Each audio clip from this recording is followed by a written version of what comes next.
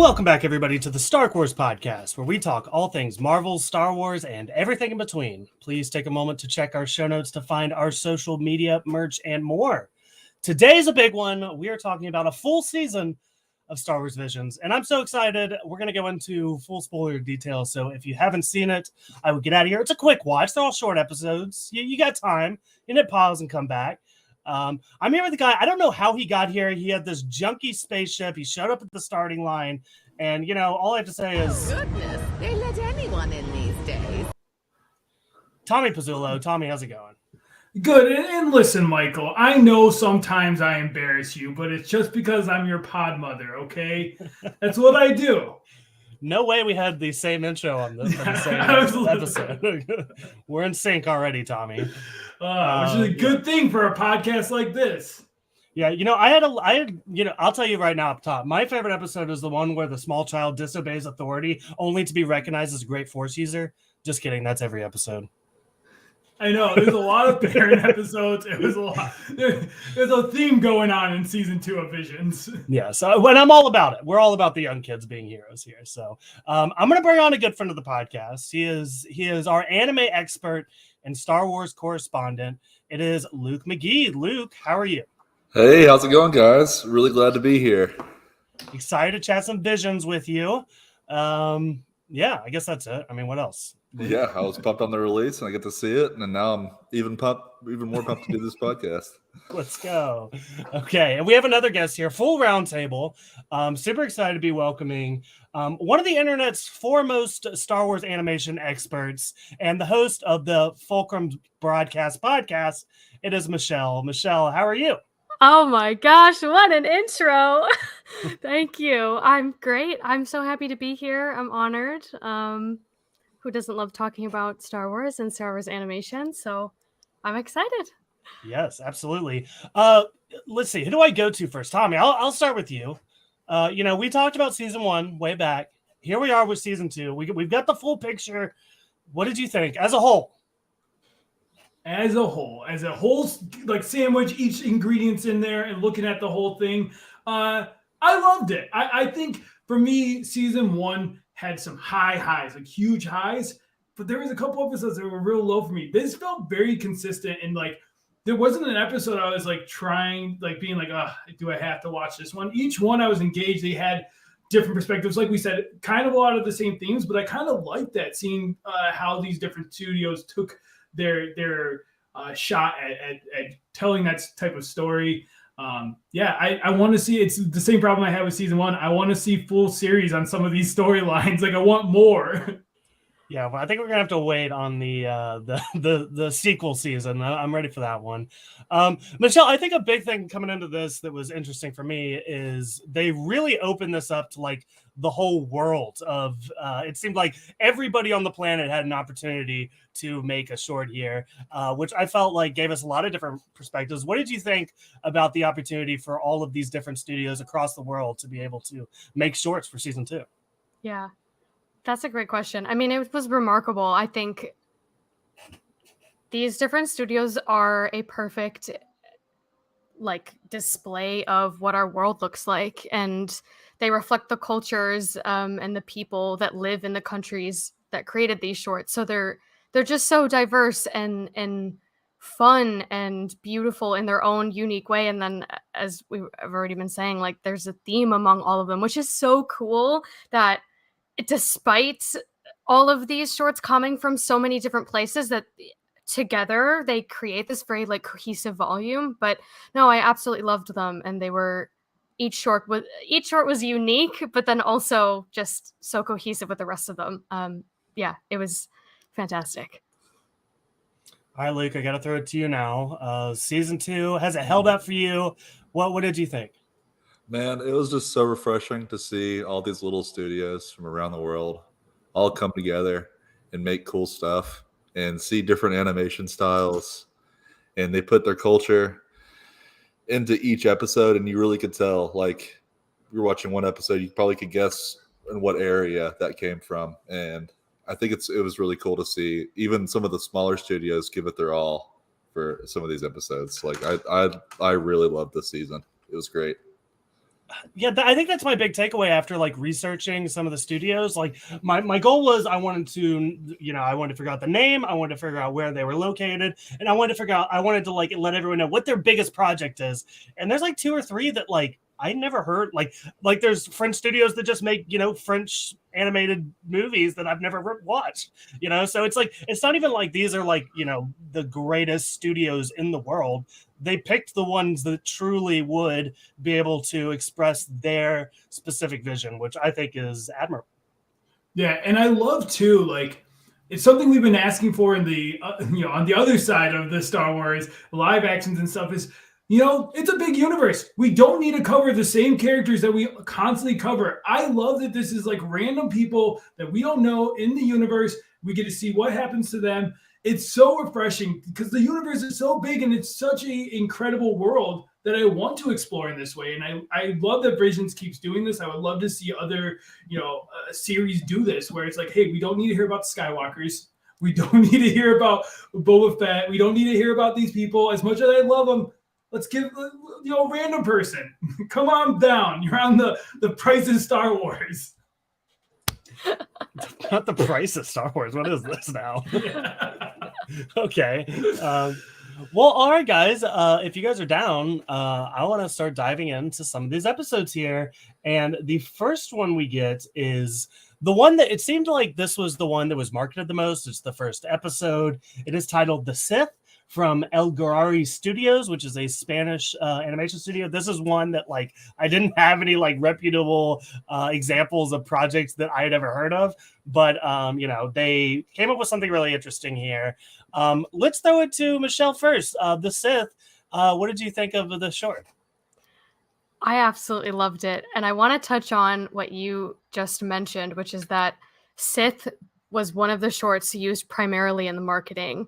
And I think that it is absolutely genius because we're seeing this lightsaber fight. And I just like harken it back to sort of the brilliance of the Obi-Wan versus Maul fight in Star Wars Rebels, if you all are familiar. It was built up as quite the showdown, and when it happened, it was not. It was about 3 lightsaber strikes, and it's like such a controversial thing, I suppose, in the Star Wars fandom. But I think over time, people have come to really appreciate it for the beauty that it is, and also what that episode meant in the larger context of the series. My main point is it was entirely unexpected for Sith to come in here and be not at all about the battle and the fight between her master, but instead to be about Lola's personal sense of who am I? Who is this person that I get to become outside of my life as a Sith? And the idea of painting not only being in the actual like physical setting that she's in, like the art style from the studio, but then quite literally being a part of the plot as it's something she enjoys doing and something that is going to allow her to shape the world. It was unexpected and utterly brilliant and the perfect start to the volume. So I was a huge fan. Yeah, and you bring up it's funny because some of my favorite lightsaber fights are like the shortest ones. Yeah. Even in the most recent Tales of the Jedi with Ahsoka versus the Inquisitor. Yes. That's another one that's like because it tells you like not only like it doesn't have to be epic to show how good somebody is to best somebody else, and I think that's what's really cool about this. Mm-hmm. Luke, what did you think about the Sith? Oh man, this is one of my favorite ones. I think top 2 for sure. We get to see force painting. That's kind of cool. I love that aspect of it, and I just loved her double-sided katana as well. She had, at the end of that fight, it's a regular lightsaber, and then she realizes that her as a human being needs to coexist with the light and the dark. Gets the yellow katana at the end and finishes him off. And I just love the whole episode. It was beautiful. Tommy, I want to bounce a theory off of you. This is Come something over here. Let me get my cork board out. Yeah. This is like the only theory I have for these episodes, and I'm very confused about where this episode falls in the timeline. I'd read online people have kind of speculated it's the prequel era. It's kind of confusing because there's multiple Sith. Like how does that all work? Here's my theory. Right? She's painting. The thing that she's painting is this what appears to be a Sith with these yellow eyes, and I think it looks a lot like Darth Maul. And she ends up later hopping on her speeder, which is very reminiscent of Darth Maul's speeder in The Phantom Menace. And then later she gets the double-bladed lightsaber, which is also obviously spawned from Darth Maul as well. So I don't know what the connection is. I don't know where I put it there, but I think she had some connection to Darth Maul. I could see. I definitely when I saw that painting. I also instantly went to Darth Maul too. So I don't know. There's definitely a connection, right? In some way, maybe they're like buddies. They text. I don't know. Force text once in a while. Like, hey, what's up? What are you up to? Yeah, Tommy, I threw my theory at you, but I didn't get your take. No. So what did you think of the Sith? I do think that's a good theory, but I think what I love most, and everything what you guys are touching on with the Sith, is just the idea that sometimes with Star Wars we do kind of play in that, and we've started to get into the gray, but it's that black and white. And I love that this one embraces the Sith, and she's not this evil twirling mustache. It's like she's fully dimensional. Characters can be fully dimensional. You can dabble with the Sith, but also there is this beauty in the art. And one of my favorite with art, there's an artist out here, I cannot remember the name, is he does beautiful vibrant colors, and it will be a car explosion. And it's the idea that there's beauty even in the most awful times. There's still beauty. There's beautiful purple sunsets and this stuff. And I kind of got that through the paintings here. It's there's still beauty in darkness. And I loved Sith. I thought it was a very great way to start the series. I don't know how I feel about because her whole thing was trying to get away from the Sith, and then she strikes the Sith down, and he's like, well, now you're the Sith master. And it's well, hold on. I don't know that was the goal. I don't know if anyone had any thoughts on that. He played the Uno reverse card on her or something. Yeah, exactly. I will say, just visually speaking, I having seen this in the marketing, I thought this was going to be my favorite one.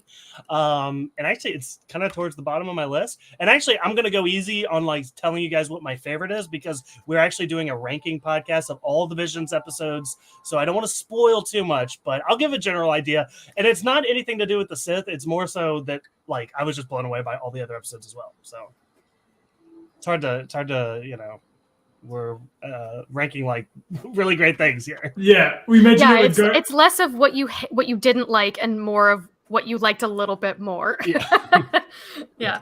Did anyone mention the Darth Maul speeder as well? Yeah. That okay. Yeah, that's another connection. I'm telling you, I think that there's something there. Yeah. Tommy, do you have anything else on the Sith? No, I was just gonna say, yeah, it's ranking our A. They're all A's. It's which A I guess you like better. That's my feeling about this. I think that's what's interesting about the top fives that we're gonna do, is that I can't imagine that they're all the same, because it really is just which ones speak to you more personally. Top five? Yeah, we're doing top fives. Let me start to think about it, because yeah, it's tough. That is tough. Okay, so you guys down to move on to Screecher's Reach? Yes. Absolutely. Okay. So Screecher's Reach is from Cartoon Saloon, which is an Irish animation studio. And the most notable project that I saw was Wolfwalkers, which had been recommended to me many times. I've yet to see it yet, but it looks very similar. This one is about a Padawan that goes to seek out a ghost, basically, in Screecher's Reach, which, what's cooler than a ghost story in Star Wars? And genuinely freaky. Luke, this was the scariest one, right? Yeah, I was freaked out. It was this calamity that she found in the cave, and I was like, this is so cool. And she's she decides to make that killing blow. And also, I'd like to note, this happens in a lot of other episodes, but she gets abducted by a random Force user. It happened 4 times throughout this series. The kid just gets kidnapped from whatever situation they're in. It's oh, okay, bye friends. Maybe we'll see you. I don't know. Oh no. Yeah. I like to Was think that it the was theme all mutual. along? Yeah. We were wrong. It's not about anything we said before. It's about kidnapping. That's Yeah, the thing. kidnapping and abandonment issues. Oh gosh. It's This is human trafficking. Exactly. I never thought I would use that sound clip again. That's from the Guardians of the Galaxy Holiday Special. Yeah, the Jedi are human. I mean, there's actually been a lot of dialogue in the Star Wars fandom about like how the Jedi process is a little toxic from like taking kids from their homes, and I mean, you know, it's great that they all have this unrealized potential, but also like, is it for the better? I don't know. Well, and there's a commentary that both the Sith and Jedi do it. Like, you know, where's your moral high ground, Jedi? You're also kidnapping kids. Yeah. I think we can talk about when we get to the spy dancer as well. I think there's interesting parallels there. I don't know. Who wants to go first? What did you guys think about Screecher's Reach? I can speak to this. I wrote down, as I was watching and taking notes, I wrote down legit scary and WTF. Because if I thought the first one was unexpected, this one was even more so. Holy crap. Like, so I actually am a huge fan of Akakiri from the first volume, which is, I know, most people's least favorite. And one of the reasons I happen to love it is for much of this similar reasons I really love this one. It's just unexpected. And we have such a short amount of time with these characters, but given that the storytelling is so brilliant, we become attached to them and we are emotionally invested in them. And so that feeling of shock that I had at the end of Akakiri, I felt very much the same here. I was like, there is no way Dahl just made that blow and then walked out and walked off with this creepy looking Force ghost lady. I had to like sit and just like take it in for a couple minutes after the short ended because I was just so surprised. And that's what's brilliant. It just, you know, it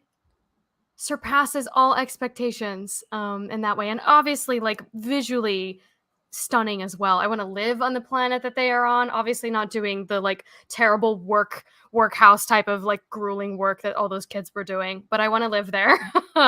So it's just such a cool thing to have like a visually very stunning short combined with like just a brilliant story. I absolutely loved it. Yeah. Yeah, I want to speak to these Akakiri haters because I have a word or two for them. Yes. That makes me so. I want to find the Akakiri lovers out there because I am one of them. So yes, I love that. Tommy, what were your thoughts? Yeah, pretty similarly. This was probably the one that I felt bittersweet afterwards because it's like I love their little group. I love Dahl, and I'm like, man, you just want to do something with your life. And then when it finds out that it's like she joins the Sith, I'm like, I don't know if this is what you want to be doing with your life, but I guess you made it and I got to support it now. And I don't know how to feel about that. And the friends were supportive. They were like, go do it. I don't know. Like that's the thing. It's like really well done. I love the way they showed. I love the art of the sit down, like the monster, almost like this monstrous being in this cave. I think there's so much going on here, so many layers to what's going on. And again, like what Michelle said of like, constantly making us question what we know and making us like reevaluate like where we side, where we are, and I thought this was another like top episode for sure. I know Luke has seen this. Has anyone else seen Barbarian, the horror movie? Oh, it looks a lot like that. That's why I said this kind of looks like that Barbarian that we were talking about. If you want more chills similar to this episode, go watch Barbarian, I guess. Also, Sith Mother was so cool. Like I love the design of Sith Mother as well. I kind of probably would have went with her too. Like I'd be like, all right. Is she a Sith? I feel like this is you mentioned that earlier. I'm confused. They're listed as Sith Mother, so I don't know. Yeah, she looked pretty evil, even though there was a giant like light. She came down in one like scary ship too. It was very freaky. It looked like one of the biblical angels. And also, I was thinking, I was like, did she create that ghost maybe for her to lure her in? Yeah. possibly. You know, And probably presented light too, like be like, because Doll thinks like wants to be good, so it's like, this is even worse. Like if you think of it that way, it's a trap. That's like changed my. I thought it was a Jedi at the end. That's like changed my entire perspective of the episode. Oh, yeah. actually. I must have missed that. So interesting. I wrote down quotes from the conversation that Doll had with one of her friends. Sorry about that. Her friend says there are worse lives, and then she says there are better lives. And I think that is like, it's just brilliant, because I had also written down like, something is calling Doll the whole time. You're wondering, what is she after? Because if you think at it from Doll's perspective of like, she just doesn't want to be where she is. And yes, there are worse lives, but what if there's something better? And then suddenly this Sith mother comes down and is offering her a literal chance to walk away and fly off. Like, I don't blame her for taking it. Like, but we know that she's a Sith, and it's scary, and it's like, oh my God, no, you're going down a dark path. Like, we're terrified for her. And that's why I think it's just like such a cool thing that the audience has one perspective and the character doesn't. And that's probably what makes it so like gut wrenching, and you're just sort of horrified at the end. Well, and that's the thing too. Like she's pursuing this out of like not a higher goal, but like almost to escape. It's Yes. She hates her life that she, like this working in the sweatshop. So it's like it does make sense that the Sith would be the ones that would be like grabbing her, because that's where her motivation is. That even though she wants to do good, it's coming from a dark place as well. It's that's what I'm saying. It's very tragic in a way. Yeah. Yeah. All right. Well said. I'm down to move on to In the Stars, which, you know, again, I'm not going to talk favorites here, but this is up there for me. This is high. I've really enjoyed this one. This comes from Punk Robot Studio, which is a Chilean animation studio. Again, another one that I didn't recognize a lot of the projects. But this is about sisters that fight back against the colonizing empire to kind of regain their planet, which there are so many, you know, not I almost said political, but it's not. There are parallels to things that actually happened to the Chilean people as far as genocide, and like this must be like the most parallel to anything that we get from Visions. It's almost very on the nose to where this actually comes from. So, you know, I know, Michelle, you talked about it in your podcast, and probably way more elegant words than I did, but always just encourage people to look into that, because it's something that I was not aware of. And that's the beauty of what Visions is doing, is being able to open us up to not only different cultures, but different events and inspirations that, you know, definitely would have gone over my head otherwise. So I really enjoyed this one. I'll throw it to Luke first. What did you think of Into the Stars? Oh, dude, this one was one of my favorites for sure. It was what you were saying about the whole parallel thing. It almost made me cry, you know. And the animation was incredible. Like they went all out here. And I know this is a small studio, and it probably took them, it looks to be like 2 years, but I was blown away by this episode. Definitely my top 5. Tommy, thoughts on In the Stars? Are you as high on it as I am?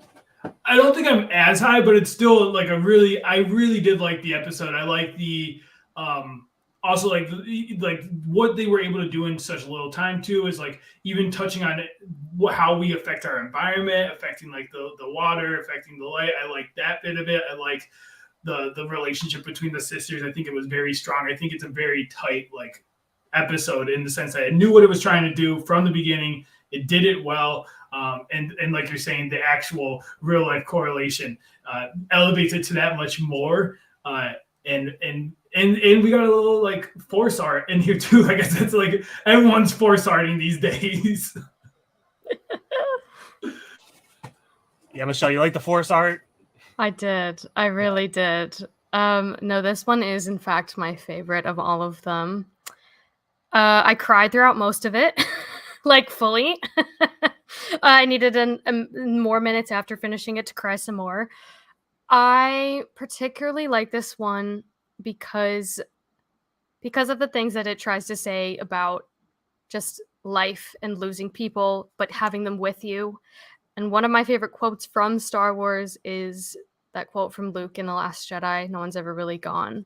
I think about that all the time, like in my own life. And I think that's for me and for so many people, like why we are such fans of these stories is because we see our own lives reflected in them, and we see ways of carrying on when things are very difficult. And so yeah, to just hear the story of these two sisters, how they lost their people and their mom, and then I mean, it's just it like literally gets me choked up, like the visual of having their mother still with them, not only in their hearts and their drive to keep fighting the Empire, but then there she is in the sky, and a little star to help continue shining light on them. It's just utterly gorgeous. I truly think this short is one of the best Star Wars stories of all time. Like within all of the different pieces of Star Wars media, this is up there for me.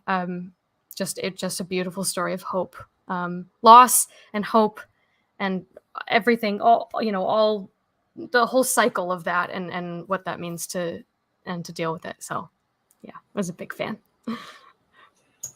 So kind of behind the scenes of the podcast for me, typically what I do is I like to watch whatever we're talking about once, without taking any notes, just fully immersed. And then the second time what I do is I'm on my phone and I do picture in picture so I can take notes while I'm watching it on my phone. So what I was doing that earlier tonight, and my 3-year-old daughter came over, and they can watch. I don't care if they watch it. I'm not hiding it from them, but I didn't think they would really like it. But she came over and she's watching the scene where the younger sister has been taken by the Empire and is getting thrown off the ledge.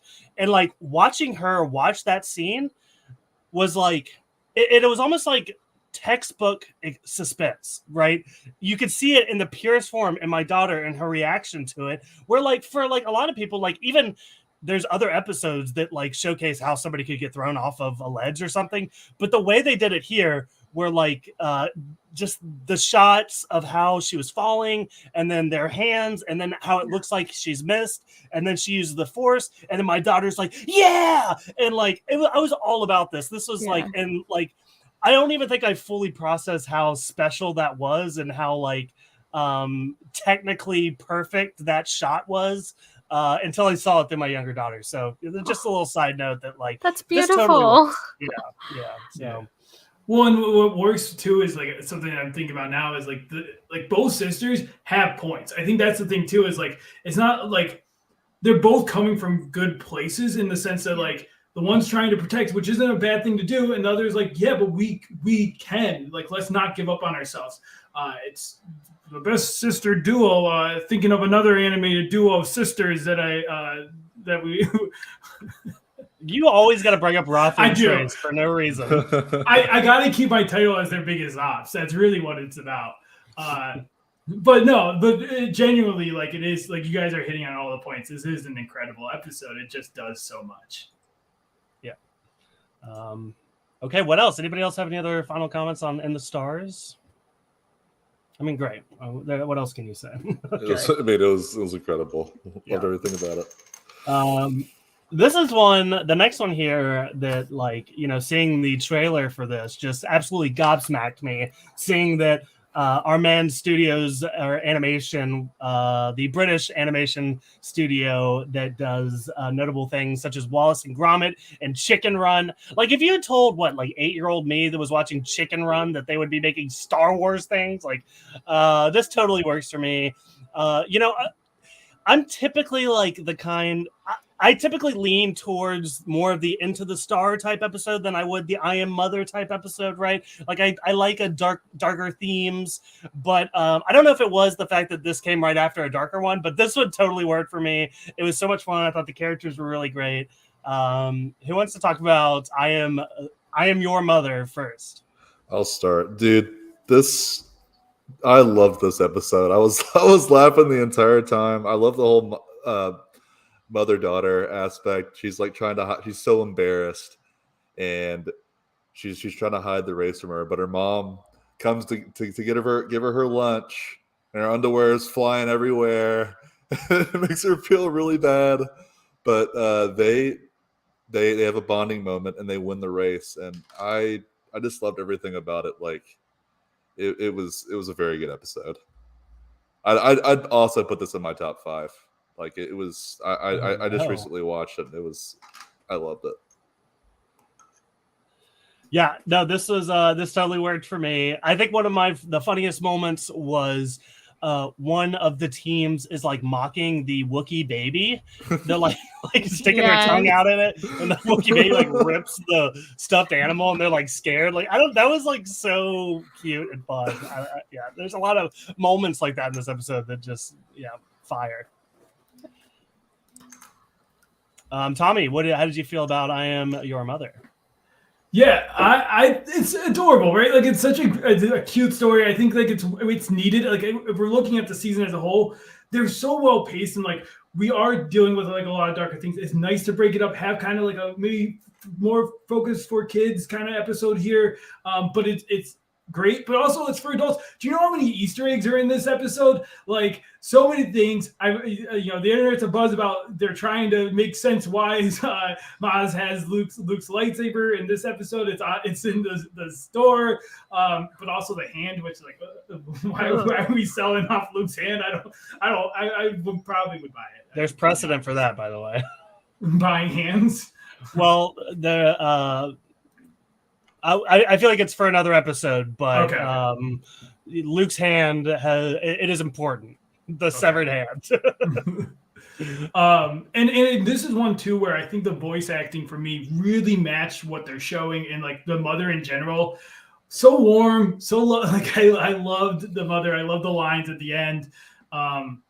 This one just genuinely was just a feel good episode that I needed. Yeah, Michelle, what are your thoughts on I Am Your Mother? Which, by the way, I'm just now realizing is also a parallel to Luke, I Am Your Father. So again, it's like poetry. So if they rhyme. Yeah. Michelle, what did you think? Yeah, I loved it. It was quite the whiplash going from crying my eyes out to having a good laugh. But I definitely think they did that intentionally. I think it found the perfect balance between like being funny, but then having like that really sweet, like touching moments between Annie and her mom, like towards the end. And yeah, it was just fun. Like I'm really excited to dig back into the episode again and find all of those like hidden Easter eggs in the backgrounds of the like environment shots and everything. Personally, it reminded me a lot of a Rebels episode, just sort of like this little mini self-contained story. But I also felt like because there was just such great banter between Annie and her mom that I like already knew the character in a way. Like I knew the type of characters that they were. So I really enjoyed I just enjoyed it overall, and just, it was like it was just fun, and it was a great like just beautiful animation as well. So yeah, I was a big fan. No, that's really well said. From like the first moment, like she's actually watching like Wedge Antilles talk about the family race on like a laptop or something, and he says it's a family race, and she slams it shut. And like from that moment, like you said, I knew those characters. Like I immediately thought of Mitchell's versus the Machine, which is about kids and their embarrassing parents. So I totally that was great. So this is one of the episodes I would take a whole series of this, doing almost like your young adult high school like flight academy. You go into the flight academy, a little sillier Star Wars because we're always so dark. Like I would love to see more of Annie and her. She's going to be the best pilot of all time. Okay, I'm calling it now. I would love that studio to do a movie for Star Wars. I feel like they do a really good job. Just like that too. It doesn't even have to be the same story, but just make it goofy and not caring too much, and I guarantee you people would see it and love it. Yeah, it's so cartoony. Even like the villains, like Tom, you mentioned, like they're not mustache twirly. These villains are mustache twirly. I played the sound clip earlier. I loved it. They let anyone in these days. There were a lot of great sound clips from that duo. I pulled this one because I feel like I could use it the most, but like every line just had me cracking up. Yeah, then mother reminded me of like Lucius Malfoy for the Harry Potter series, like very like that, like very mustache twirly, snarky lines that are like, you're saying this publicly, like what are you doing? All right, any other final thoughts on I Am Your Mother? Okay, let's move on to Journey to the Dark Head from Studio Mir, a South Korean animation studio. This is about a pilot that teams up with the Jedi to destroy a Sith monument, but the Jedi has to face his fears and defeat an old enemy. This was one, I'll be honest, the first time I watched it, I heard a lot of people like, this is my favorite episode. I was like, I don't know that this one clicks as much for me. I like it more on the second watch, but I'm excited to hear from you guys about if you loved it and why. So I don't know, whoever wants to talk on Journey to the Dark Head. This is up there for me, Michael. This is maybe it's my anime brand. I'm I'm a newly minted anime guy. This felt it. This is another one that I want a full series on. I want to know more about these two. I felt like it's one that had so much backstory built into it and so much lore, more than some of them that's what worked for me. It's like it felt like a fully built out story. There's still more to tell in my eyes in this story, and I feel like it just really worked for me in a lot of levels. Yeah, Michelle, what do you think of Journey to the Dark Head? Oh man, I mean, I think to echo Tommy a bit, the lore and the history in this short was really cool. Reminded me a ton of the Ninth Jedi from the first volume, and in that same vein, like wanting to know more and like just get more of the world.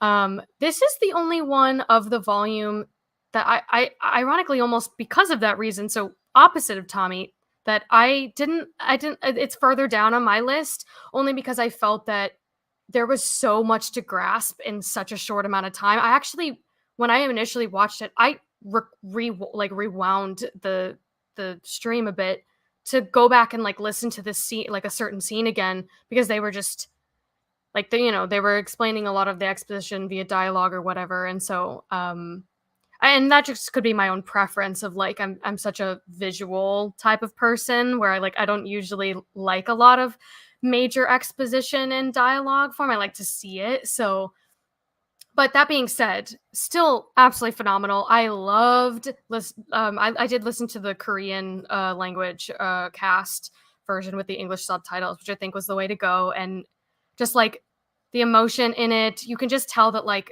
the Jedi Toll was so like just like had all this weight on his shoulders, and I mean, like from an acting perspective, it was utterly brilliant. I also definitely just enjoyed the style and like that. I'm pretty new to anime in general. Have totally embarrassing, but I've not really watched anything outside of like Star Wars's first steps into anime through Visions or whatnot. But I really liked the fighting style. Like it's different from all the other shorts and sort of, and that's what's brilliant about animation, right? Is the like exaggeration that you can do like with lightsaber fights or characters jumping around or whatever. So, and then just being like, similar in terms of Japanese anime or whatnot, like from the first volume. It's great. It's like, it was really well done. So. Well, I think I'll get Luke to speak on this a little bit more because I think he is probably the one that watches the most anime. But I think one thing that I noticed in the fighting style in this, and as well as, kind of like you, Michelle, my anime knowledge is Star Wars Visions at this point. But one thing I have noticed is like the technique in that they use the entire terrain to fight. Like it's always like a huge, like they're like sliding back like 30 feet and then like jumping another 30 feet. Like which that's kind of Jedi to begin with. But yeah, Luke, how did you feel about this as far as like an anime? Oh man, I think this studio really knocked it out of the park. I mean, while I was watching the series, I actually didn't think there was going to be any anime, and I was pleasantly surprised that there's two. It's this one and Dig. But I think they did a really good job. Some of the dialogue had me a little lost, but that may be because I was babysitting 3 kids while I was watching this too. So I was like trying to turn up the volume so I could listen. But some of those shots were really good, and the action sequences, top par for anime.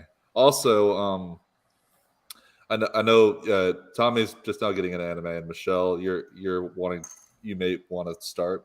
Yeah. And a good way to do that would be just look at the studios that did season 1 and go on their portfolio, and you could find a really good one. If like one of the episodes stood out to you more than the others. Yeah.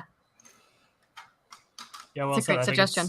Great launching point for other stuff. I think, Tommy, my big thing for when we talk about these Visions episodes, and I'm noticing a pattern for myself that like I really like the ones that feel way more self-contained, and this one felt like the third act of something else. And they did pretty good with the flashbacks and kind of getting me caught up. But I think still I was like, I felt like I needed more. And like while you say, Tommy, like I feel like the biggest compliment you could give an episode is like, oh, I want a full series. For me, I'm like, well, I feel like this should have been a full series, and maybe that's why I didn't. Yeah. As well. Yeah. And again, that's the point of Visions. It's all different flavors for different people. For me, some of the like more simple stories, it's more confined. But I'm like, okay, that was good, but like I'm not looking for more. And I guess I always want something where I'm like, yeah, please like spoon feed me more of this material. I want more of this. So both good, and like I said, I hear where you guys are coming from. Definitely dialogue heavy. And again, I think my brain is changed. I watched the entirety of Naruto. Okay. I'm used to like big expedition dumps of dialogue. Like That's awesome. That's funny. Yeah, so I also, one other thing, I think if, a lot of the themes that kind of are mimicked throughout the season, I think a big comparison here is the Sith, where the kind of the lesson is like, hey, don't mess with the Force. Like, there is the light and the dark, and you have to embrace both. So, interesting takeaways here. So, any other thoughts on Journey to the Dark Head? Okay, well. Let's move on to another one of my favorites, The Spy Dancer, which is from Studio La Cachette, which is a French animation studio, which I had mentioned to Luke before the show, that they also did Primal, which is one of my favorite animated projects, which I covered on the Two Dudes Watch Cartoons podcast. So if anybody really wants to get more of my thoughts on that, they can go check it out there. So super excited to see this studio put their foot in the game. And I think also very similar to In the Stars, I felt like this had a lot of very specific French influences. The first thing that came to mind when I watched this episode was Inglourious Basterds, which actually is also based on other French influences from the French were expected to entertain the Nazis almost as if they were clowns, right? And I think that, from dancers to cinema to plays, a lot of their art was, corrupted by having to perform for the Nazis, which, that's another thing that, I encourage everyone to continue to educate themselves on. But The Spy Dancer is about a mother who is part of the rebellion, but also a dancer, and they basically use the dances to get intel on the Empire. And they later find out that one of the heads there, the big twist is it's actually her son, which this absolutely gobsmacked me, and it kind of changed my perspective on the entire episode, and it totally worked for me. So Tommy, The Spy Dancer, what did you think? I just ranted so much. Yeah. No. I just forgot I was muted. I love the dancing fighting. I'm a sucker for that in like any medium where it's like, yeah, dancing is an art form, and it is sometimes way more powerful than just brute force. And I love the way they use the streams, the fabric in it. I think it both artistically and also like stylistically, fighting style wise, incredible. I think the infant twist, it was incredible. That kind of was jarring to me of like, oh, okay, that's one of those where like you guys are saying about the last episode, it felt like there was like more that I needed to like just catch up on. Of okay, we're here. Okay, that makes sense now. Where I think like this could have benefited from a little bit longer of an episode and get filling in that part. But it's, again, we're talking about A's. It still worked for me, and I still loved seeing the art. So love the Spy Dancer as well. Michelle, I know you're a big Spy Dancer fan, so I gotta get your takes here.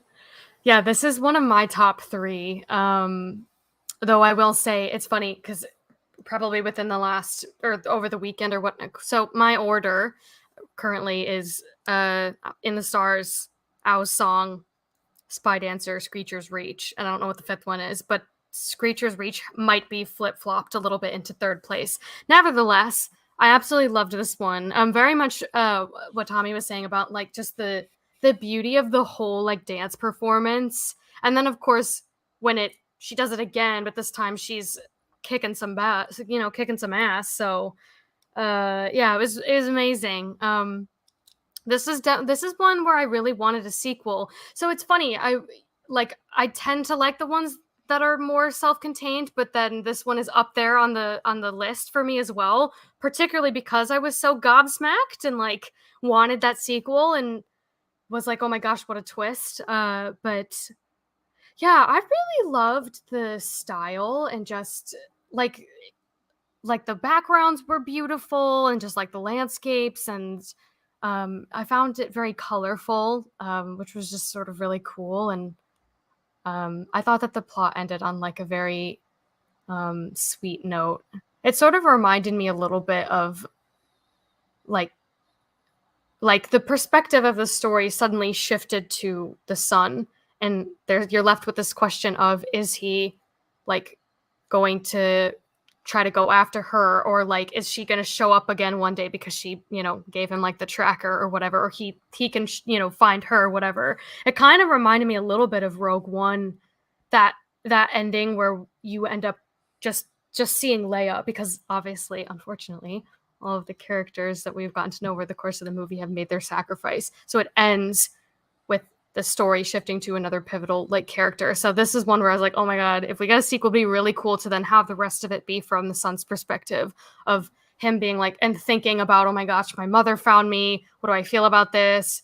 Like, I would want to know, is he wavering now in his like support for the Empire? All these questions. So yeah, it was really, really beautiful. And I guess to echo Michael's point too, the bit about like this being very reflective of French culture, like what you said, French dancers like were those spies during the World Wars and whatnot, which is just really cool that history is sort of being told through the lens of Star Wars. So yeah, it was a great short. Yes, we love that. Luke, what did you think of Spy Dancer? You're a big dancer, right, Luke? Oh yeah, I dance all the time, alone, where no one can see me. Yeah. Man, this episode was really special. I feel like it's really cool how they don't have to say a lot, but they let your imagination kind of fill in those blanks. Like she's dancing, and you see her assassin from her assassin spikes, and you're just like, she's probably killed so many Imperials. Yeah, and then like you find out that's her lost son, and it's like like what has he been thinking this entire time? And I don't know if you guys noticed, but when he took off his hat, it looked like he had shaven down his horns just to kind of like maybe fit in more. I'm not sure if someone shit, did you guys see that? Because it was super subtle. I didn't notice it till the second time, but yeah, he'd completely cut them off. Yeah, and I was like, that's oh, amazing. Shit. He's just trying to. Yeah, I don't know if the Empire just wanted them to be more uniform, or he just wanted to fit in more. But it was really sad to see that. Yeah, I love when stories I hate, but I love when stories do that, because there's so much symbolism between, I'm a D&D guy, tieflings and horns is a huge thing of like, it's like you're kicked out of your clan if your horns get destroyed in that way. And so it is like, there's this like punch that happened as well. Yeah. Yeah, no, that was super subtle. It's like, it's not even like focused on. It's like he just has like two little red spots, and it's yeah. This was, I mean, I think you've all said it. I would love to see more of this. This was really great. What else? What else on the Spy Dancer? The music was amazing. Yeah, for Loved sure it. was. I think that's the thing with this one is like, regardless of it, the style and the art and the everything just pushes it so much further, just because it's so like unique in its own way. Yeah, we haven't talked about the music a bunch, and actually, I forgot to mention as well, Journey to the Dark Head, which actually, one that didn't necessarily connect perfectly with me, but like the music, especially in the fighting, I was like, it really was built suspension, and all the episodes did it. That one stood out to me specifically, but yeah, so we can move on to what's next here. The Bandits of Golok, is that right? I think so. Yes. From 88 Pictures, which is an Indian animation studio. Another one that didn't have like a whole lot of notable ones for me. I think the big one was Troll Hunters, which I've like heard of, but I don't know what that is. But this one is about a brother and sister that are on the run after people discover she has the Force, and a Jedi saves her from an Inquisitor and recruits her to an academy. Tommy, what did you think about this one? I feel like this one, again, very much entrenched in the culture.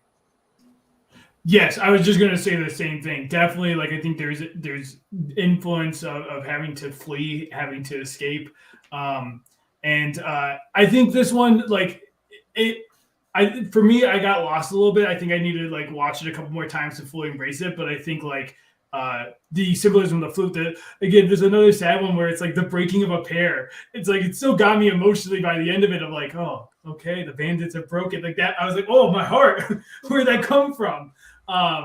And I think there is like a lot of like really subtle things this one is doing that I think like you can rewatch this and see little details. I think every single time you watch this episode. Yeah, this little kid, what a punk! Always like giving up her spot. I was getting so annoyed. I was like, "Come on, just hide the Force. You'll be fine." Michelle, what did you think about the bandits? Yeah, it was really great. I absolutely loved the incorporation of Indian culture in this short. Everything from the music, especially during I think a couple of the more action intense scenes, and also like the locations and the like clothing and stuff that all the characters are wearing. I just found it really cool how part of the world these very like real like things in Indian culture were in this short. So that was really amazing. Yeah, I think that similar to some of these other ones, these studios have found the perfect balance between having like a short that's either really funny and action packed or whatnot, but then also just having like right at the end there that like touching moment or that that moment where you it pulls at your heartstrings a little bit because the lessons being learned or things are coming to a conclusion, and in this case the bandits are breaking up, but it still felt hopeful at the end, because like Charup knew that he was doing the right thing for his sister because that's clearly what they had started to go that direction anyway, like at the beginning of the short. So yeah, it was very beautiful, and the animation style is very fun too. I saw at least a number of people, sort of drawing parallels between the sort of 3D style of this short and what is super popular with Clone Wars and Bad Batch as well. So that's the lightsaber fights are fun and everything. So yeah, it was really great. Luke, I want to get your opinion on this. This was another weird moment for me where, as we know of the Jedi Order and we know this lady's a Jedi, like she seems trustworthy enough, but like, I don't know, like underwater base, like he didn't get to see that there were other people down there. I don't know. It's a little. Part of me was like, I don't know. Yeah, that's another kidnapping. Honestly, oh no. Let's just say this is like my daughter or something, and we're trying to hide the Force, and also like this is realistic because if you like gave a kid the Force, this is the shit they'd be doing all day. They'd be fucking up everything, blowing your cover. But yeah, no, I would not let her go with that lady. Nope, sorry. We're going to another planet. I'm not going to do that. Well, why can't he come with, Luke? Exactly. What's the secret? I mean, I get it's a secret, but wouldn't it be better if the brother came? But no, he goes down there. The bubbles come up, and then the flute slowly passes by, and he smiles. I was like, okay, okay, you just lost your sister. I hope you're able to see her one day. Yeah. It's like taking your kid to summer camp, but like you get to the gate and they're like, no, you're good.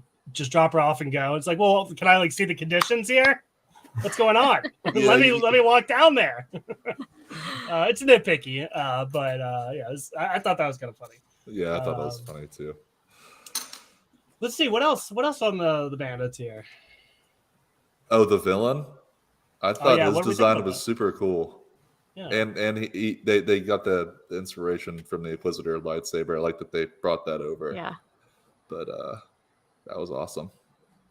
Did anyone catch? I didn't look at the credits. Did they specify which Inquisitor this is? Ooh, good Just question. as Inquisitor. Okay. Because I feel like at this point, isn't there like one or two that we don't know about? Like, I feel like we've kind of covered all the Inquisitors at this point. Then again, this is not technically canon, so it could be anything. But I don't know. Maybe they were foreshadowing something. Yeah. I hope so. Yeah. I guess he's dead now. But... Oh, yeah. Well, he always could be like Darth Maul and become robotic or something. You never know who's going to come back these days. That's right. No one's ever truly gone, right? Nope. In Marvel or Star Wars. The Inquisitor returns. Okay, let's move on to another one of my personal favorites. It is The Pit from, I'm going to butcher this one, Daiart Shijaro, which is a Japanese animation studio. Another one that I didn't recognize a whole bunch of stuff, but this is about a group of diggers left in a pit to die after digging for kyber crystals. One boy tells the city, and they save them. This seemed like an episode of Andor, Tommy, like straight up. This is a one way out to a T almost. Yeah, it totally was, and it is an episode that it's like I feel chills. The follow the light, the chanting at the I felt chills. Like it was I think a very dark, like in a way like that I didn't think about at the time, but the more I think about it, like the darkness of them just. Great, you dug this for us. You're still not free. We're just gonna leave you here. That's like, I know that they're evil. Obviously I've seen enough Star Wars to know. But this felt like extra evil for me. I don't know. This felt like extra dark for the Empire, and I'm glad they got out. Is all I gotta say. Lisa ended happy on that side, and I think the art in this really. Again, different, but it worked for me in a lot of ways. And the way with the city, like I said, with that follow the light sequence, I think was my favorite part of the entire episode. Yeah, I agree. The space Nazis, Tommy, they would never do something like this. They didn't just blow up planets or anything, right? Listen, I understand they're bad. I'm just saying it feels more personal. And it's like, you can't let one pit of, they just found you a kyber. They're doing their thing. I don't know. Okay. I've seen them have sympathy. You got my brain whirling on that one. Michelle, what did you think about The Pit? Yeah, it was really something. I'm glad you mentioned Andor because I found it truly horrific. I found it difficult to watch because it was so awful. The idea of all of those people being left there. And it reminded me of the very terrible treatment of the prisoners in Andor. And I think when you think about how this short was created in, with very real things happening in our world and mind, and that was intentional by the creators, it's difficult. It's like just emotional and very just it was emotional all around. You went from very serious then to those sequences about using your voice and finding the light, which is so hopeful. So it was just quite the roller coaster of a story from start to finish. I loved it, and I loved that metaphor, right? And once again, bringing in the Force and the light side and using your voice, helping others hear their voices, hear the Force and the right thing to do within themselves. I thought all of that was utterly beautiful. It was a very and I will say I couldn't believe they actually killed the main character. That really surprised me. And so, but it also just went along with the intent, the general tone of the whole thing is that yes, they are showing this because this is what the Empire would do. This is what terrible people in our world do. So, it was a very important story that I'm really glad got told, and I'm really glad that it had the hope in it that it did. So Yeah. Yeah, Luke, any other thoughts about the pit? Truly, this has to be the darkest one, like, because I mentioned there's a lot of people thrown off cliffs. This is the one that he actually died. I was not expecting that. What do you think, Luke? Yeah, during that scene, I was thinking like someone was gonna come, like a Jedi was gonna come in, like hold him up, but no, he just falls to his death. But yeah, this one is definitely one of the darker ones. A lot of blood diamond parallel, and I was halfway expecting the citizens not to help them because Yes. you know what I mean? Because it's like they're the lower class, and this is the high class, and you had to go all the way up, and there would be like, this is just some dirty, crazy guy. What is he talking about? But they all prevailed, and they saved him. Also, what I like about this, it kind of bleeds into the next episode because at the end, when she's on the transporter, she turns her crystal blue. Then the next episode is about someone Yeah. that the girl that can sing and unbleed kyber crystals or purify rather. Mm-hmm. Yeah, not a coincidence there for sure. Yeah, no, I totally agree that like they weren't nice when he went to the city, right? They're all ignoring him. Yeah. And even when they look over the ledge and they like disappear and they're all like, oh, you're not coming back, are you? Yeah, so it's a roller coaster. Yeah. Any other thoughts about the pit? We can move on. Yeah. This is the same studio that if any listeners out there listen to Sturgill Simpson, this is the same studio that did their Netflix series, his Netflix series on Sound and Fury. It's really good. Yeah, I need to watch that. Yep. Okay, well, let's move on to Ao's song. This one's awesome. This one's from Triggerfish, a South African studio, about a young child that is able to sing to corrupted kyber crystals to purify them. I thought this one, like, the most visually stunning of them all. I don't know that I can say it's my favorite, but I really want to, just because it's so cute. I love the Jedi in this one. The Jedi, like, I want more of that Jedi. I don't know. Tommy, what do you think of Al's song? Yeah, I adore this one. It's so pure, and it's the perfect ending to a very dark season of Visions that like end on this like no, and like I love the Korba people. Like I love their design. I love, like you said, visually just beautiful, vibrant colors in the entire thing, and the message. Like I love the messaging. I love that she like stood up and kept fighting. Again, the idea you talked about at the beginning, the idea of like the younger generation, like having a backbone and being like, listen, parents, like I will still fight for what I need to. I will still like do what is necessary, what I believe could happen, what I can make a difference in. And in the end, when like they leave, and it was again, this had my heart. Like I don't know, being away from my family, I live across the country. I was like, oh, that's so sad. Like it got me. Yeah, I mean, Star Wars is so anti-authoritarian in every single aspect that, like, I kind of joked at the beginning is about a lot of these episodes are about a young child disobeying, but like that's kind of what Star Wars is all about. Like, from one child not listening to their parent to an entire rebellion. So, Michelle, what did you think about Al's song? Yeah, I mean, I'll echo what you guys have said so far. This short was just adorable. It's on my favorites list, like very much because of the animation style and how cute. I think she is like a Star Wars bear. I think that's what she is. You know how certain aliens sort of like look, like Akbar's like a fish, right? She's a bear. I think they're bears. She is the cutest Star Wars bear. And I like not only visually, like the textures and the colors and the movement was beautiful. I really, really liked the subtlety though, because the whole time it doesn't speak until she starts singing. So the way that they're able to convey her emotion purely through her eyes getting a little bit smaller or bigger, or like her, she pulls the cloth over her face or whatnot. It was just so well done.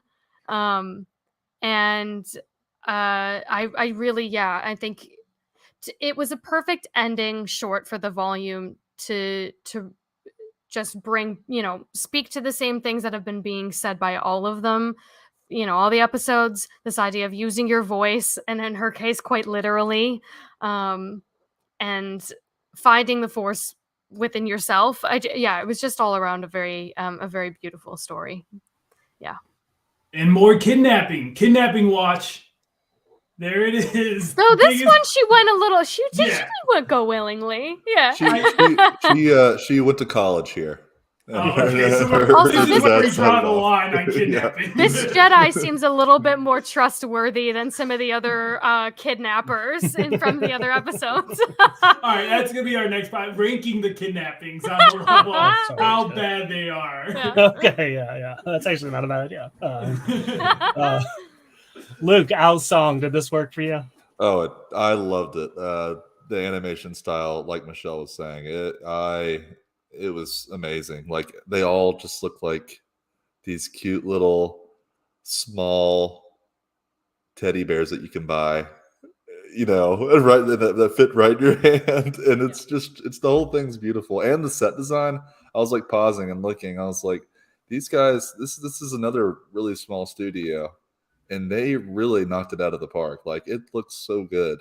It kind of reminded me of I think it's called The Amazing World of Gumball. I know that's a little bit, we're a little bit too old for that show, but not Tommy though. Really called me out, Michael. You were nodding along. I know. I was gonna hide it for the audio listeners. After I'm like, all right, let's just hide that away. But yeah, I loved it. It made me that episode made me really happy, and I think it's on my top 5. Honestly, it's good. Yeah, I know, Michael. We've been talking about the plushie game. I'm just saying, Disney, like, give me the plushie of these. Yes, please. I would buy the whole set. Honestly. Yeah. Star Wars Vision Season 1 did pretty good on the merch. I'm wearing the twin shirt, so I think it's not an impossibility. It could be a good. It's like, now that the shorts are out, you would have expected to see a lot of merch, but I went searching for some the other day, and I literally found nothing. Nothing for Volume 2. It's such a crime. I remember Amazon had a lot of stuff. Yeah, and Amazon was the main releaser of all the Season 1 stuff. Yeah. To go hunting for it. Yeah, I mean, I just looked up Star Wars Visions. I only see Season 1 stuff so far. So maybe it's coming. I guess we'll have to wait. But. Yeah. Disney, if you're listening, make plushies. All right, guys, we need to get together. We need to start a chant outside of Disney. Follow the merch. Follow the merch. Facts. All right, well, that covers all of the episodes here. This was so much fun to talk with all of you guys. Any other final thoughts on Season 2? What about any expectations for Season 3?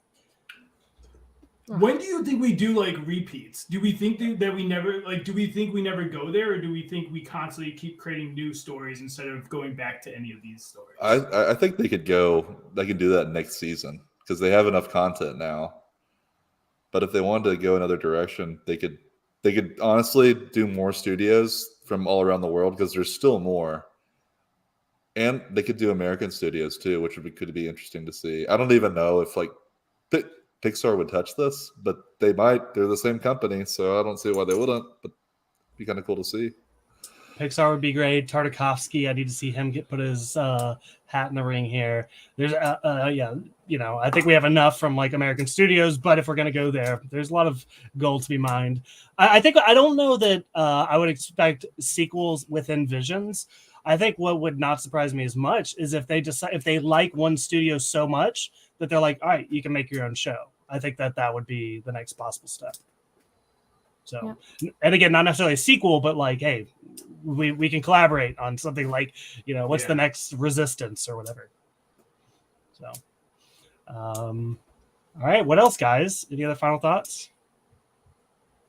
Now that you mention it, some of the episodes kind of do seem like a pitch to Disney. You know what I mean? They're let's make this so good and so leaving you with so many questions that people are going to demand for a season of this. And that's why you mentioned like the smaller studios. You're like, how did they pull this off? And it's like I picture them like they get the call from Lucasfilm, and they're like, pause everything, throw everything at this.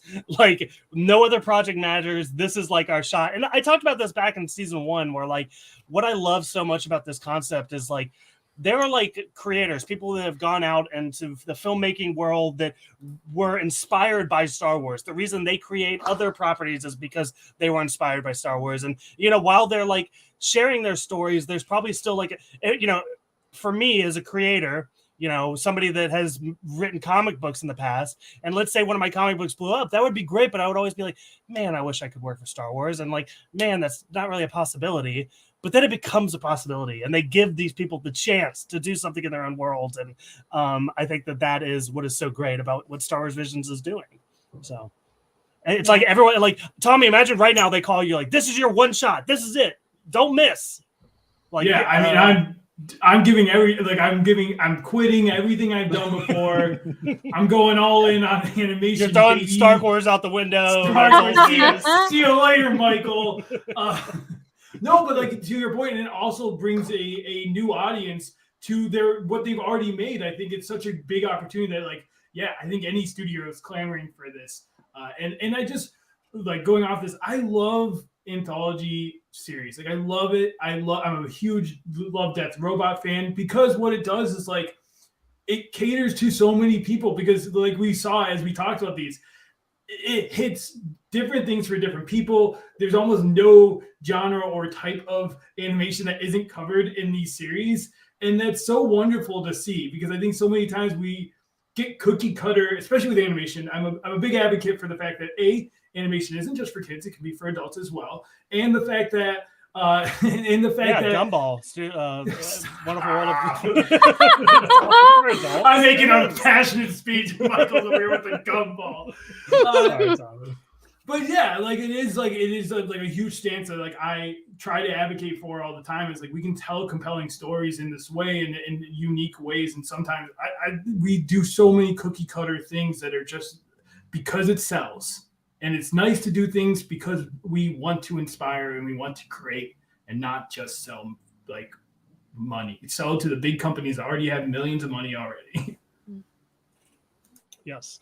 And I have to double down on the Love, Death, and Robots. Like if you really love Visions and you don't know what to watch next, like Love, Death, and Robots is Star Wars Visions outside of Star Wars. It's the same concept. So definitely check that out. And I believe, I can't remember which one, I've seen some of the studios have worked on Love, Death, and Robots as well. So, all right. Well, this was so much fun, guys. Thank you so much for joining us. Michelle, I want to give you the chance to tell the audience all the fun stuff you're up to, where they can find you online, and whatever else you want to plug. Oh my goodness.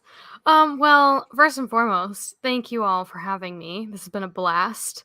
I absolutely love just talking Star Wars. Who doesn't? Yeah, so I recently started my own podcast. It's not the first time I have podcasted, but this is what I'm calling the 2023 edition of Fulcrum's Broadcast. That's my new podcast.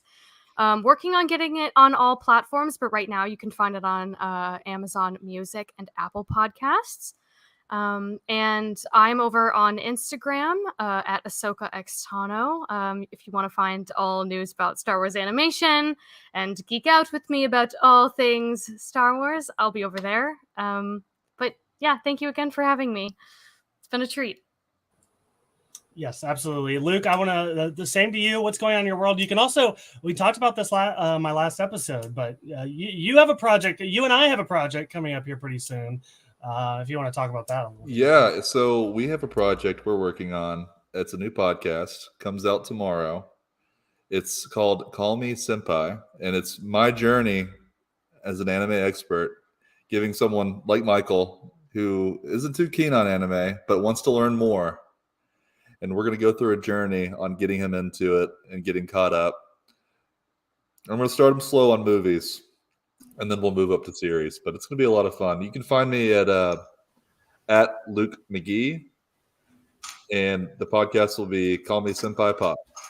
That's Luke, amazing. you're doing a service, because you know how long I've been trying to get this guy to try one one measly anime. Oh yeah, I've been trying for 10 years. This is 10 years in the making. Yeah, this really. Oh my Let's all gosh. shame Michael about it.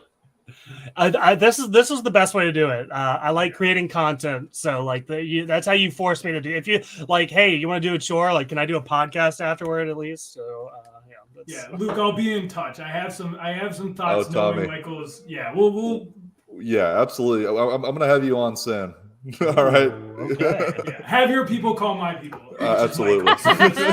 Which is Michael. He'll let me know. I'm both Tommy's people and Luke's people, so this works great.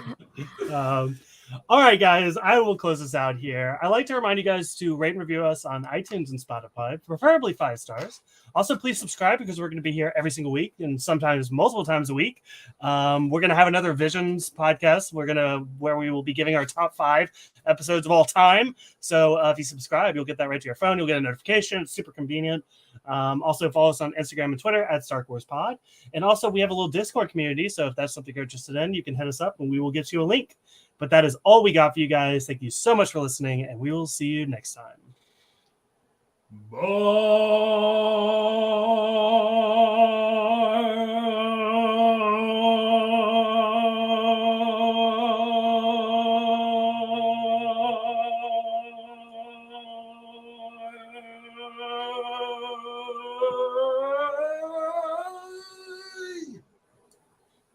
Do you think people hit the plus 30 seconds Oh, on that? they definitely skipped the bye. Yeah, 100%.